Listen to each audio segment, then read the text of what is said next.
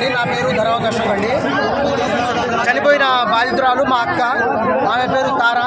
15 సంవత్సరాల కింద మ్యారేజ్ చేశామండి. అయితే పెళ్లి జరిగిన 3 సంవత్సరాలకే బావను అకస్మాత్తుగా యాక్సిడెంట్ అయి చచ్చిపోయింది అనుకున్నాం. కానీ ఈయనే వాళ్ళ అన్నే హత్య చేసి చంపిండండి. ఆయన పేరు బుక్కే చిరంజీవి, వాళ్ళ అన్న పేరు బుక్కే బాలోజీ.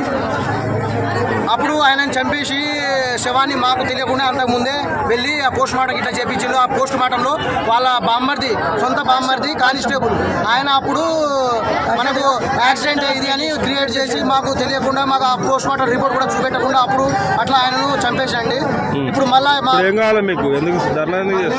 మాకు మా అక్క నిన్న మొన్న శనివారం రోజు 5 లక్షలు మీకు ల్యాండ్ అమ్మి పెడతా, 5 లక్షలు మీకు బాయనగా ఇస్తా, ల్యాండ్ నేను కొనుక్కొని బాయనగా ఇస్తా అని మా అక్కను నమ్మించి పిలిపించి మళ్ళా నెక్కొండల మందు, పురుగుల మందు ఏమో మోను అస్పేట్ పొడిను మందుకు చేను కొట్టాలి 2 ఎకరాలకు తీసుకురామని చెప్పి మాయ మాటలతో మభ్యపెట్టి వచ్చింది. ఇక్కడ మా అక్క వచ్చింది. వచ్చిన తర్వాత ఆ రోజు సాయంత్రం మా అక్క కొడుకు చెప్తాను ఏమంటే ముగ్గురు గొడవ పెట్టినట మా అక్కతోని, మీకు ల్యాండ్ అమ్మని తల్లిదండ్రులు చెప్తానట. మళ్ళీ మా అక్క వాళ్ళ బాలోజీ కూడా అట్లే చెప్తానట.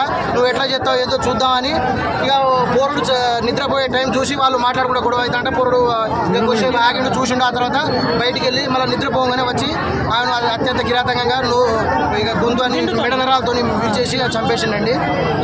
ఇది కేవలం ఆస్తి కోసం ఆమె చంపేసి ఇక పోరుడు ఒక్కడే ఉన్నాడు. తండ్రి లేడు, తల్లి లేదు, ఎవరు లేరు. మరి ఆమె ఆత్మహత్య చేసుకున్నా అన్నారు. ఆమె ఆత్మహత్య ఏం లేదు సార్. ఎస్ఐ నిన్న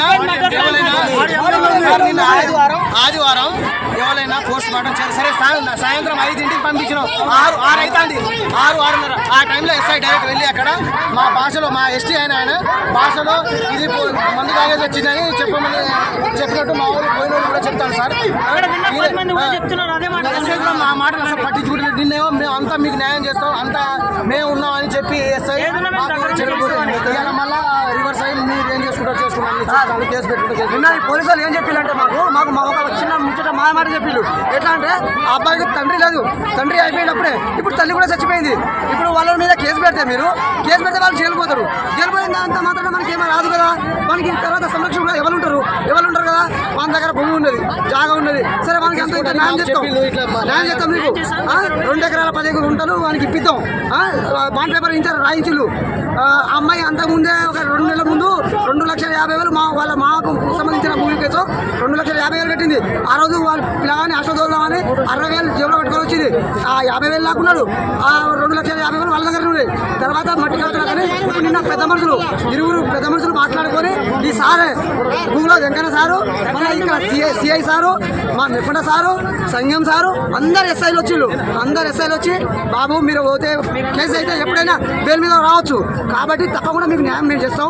పిల్లగాడు అవకాశం ఉన్నది బతికే నిర్వహణ చేద్దామని ఆలోచన చేసి గార్డెన్ మీద రిజిస్ట్రేషన్ చేద్దాం.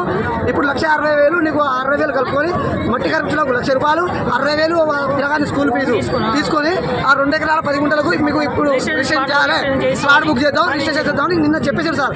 మేము ఇప్పుడు నిన్న రాత్రి డెడ్ బాడీ వాళ్ళు తీసుకుపోయారు పోస్ట్ మార్టంకి.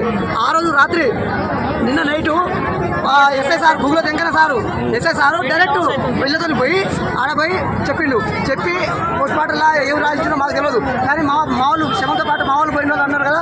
ఎస్ఐ సార్ ఇట్లా ఆడ సెటిల్మెంట్ అయిపోయినాం, మీరు పోస్ట్ మార్టం రిజల్ట్లో ఏం రాయాలంటే ఆ అమ్మాయి పాయిజన్ తాగింది అని రాయాలని ఆడ చెప్పేసి, అంటే ఆల్రెడీ వీళ్ళు ఒప్పుకున్నారు కదా సార్. మరి నేను ఒప్పుకున్న దానికి ఇప్పుడు స్లాట్ బుక్ చేద్దాం సార్, ఇప్పుడు మార్చి నుంచి పట్టుకొస్తారు బాడీని, పొద్దున బయలు మా వాళ్ళు పట్టుకొస్తారు సార్. అంటే ఇప్పుడు మా గుళ్ళో వెంకన్న సారు, ఇక్కడ సిఐ సారు, మా నిపుణ సారు, సైన్యం సార్, వీళ్ళందరూ కలిసి ఇప్పుడు ఆడ ఉన్నారు. ఆడ ఉండి ఇప్పుడు ఏమంటారు సార్, మేము బాబు ఏం చేస్తాం బాబు, మీకు న్యాయం చేస్తాం, వాళ్ళకు న్యాయం చేస్తాం. మేము మీకు ఏమైనా పైసలు ఇచ్చే 4,00,000 ఎంత ఉన్నాయి కదా, ఆ పైసలు నీకు ఇస్తారని ఈసారి ఇక్కడ గుళ్ళో వెంకన్న సార్ ఒప్పుకున్నాడు. సార్ మీరు ఒప్పుకున్నారు కదా సార్, వాళ్ళ పెద్ద మనిషి ఒప్పుకోలేదు, మీరు ఒప్పుకున్నారు సార్. ఏం చేసారు సార్ ఆ పైసలు? ఆ వీడియోస్ ఉన్నాయి అన్ని. వాస్తవంగా 2 పెద్ద మనుషులు చేసుకోవాల్సిన సంబంధాన్ని ఎస్ఐ సారే మాకు మభ్యపెట్టి కేసు పెట్టకులి, ఓన్లీ ఒక పిట్టి కేసు పెడితే పోస్ట్ మార్టం పోతుంది బాడీ అని చెప్పేసి మాకు ఒప్పించిండు. సరే మేము కూడా ఒప్పుకున్నాం. ఇప్పుడు వచ్చి బాడీ వస్తుంది. మరి నేను అనుకున్నాం కదా సార్, నిన్న అగ్రిమెంట్ అయినావు కదా, ఇప్పుడు బాండ్ పేపర్ ఉన్నది, దాని ప్రకారం కాదా అంటే బాబు అది పిల్లగాడు మైనరు, ఆ మైనర్ పిల్లగాడిని ఇప్పుడు గార్డెన్ మీద ఎక్కాలంటే లేట్ అవుతుంది, టైం పడుతుంది అంటారు. మేము ఎవరెవరితో ఫోన్ చేసినా సార్ ఎంఆర్ఓ మన చుట్టుపక్కల ఉన్న అన్ని మండలాల ఎంఆర్ఓతో మాట్లాడుకున్నాం.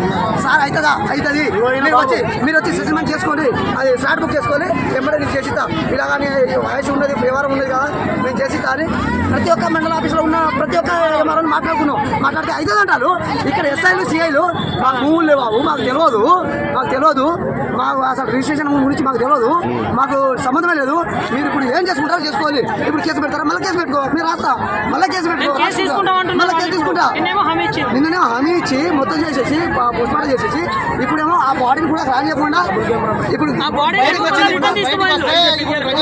బాడీ వస్తే మళ్ళీ రిటర్న్ తీసుకొని మొత్తం జరిగింది. కర్త కర్మ క్రియల మొత్తం సారు వీళ్ళందరూ వాళ్ళ కాళ్ళు 12 వరకు ఇక్కడ హాస్పిటల్ చింతనేకుండా ఆర్ఎంపీ దగ్గర తీసుకుపోయి రిటర్న్ తీసుకొచ్చి చచ్చిపోయిందని లోపల ఒక మంచం మీద బయట పడేసి ఆ వర్షంలో వాళ్ళ తల్లిదండ్రులు ఇద్దరు లోపల మాట్లాడుకుంటా వాడు నాశనం చేసిండు, ఇంటి మొత్తం నాశనం చేసినాడు మాట్లాడుకుంటా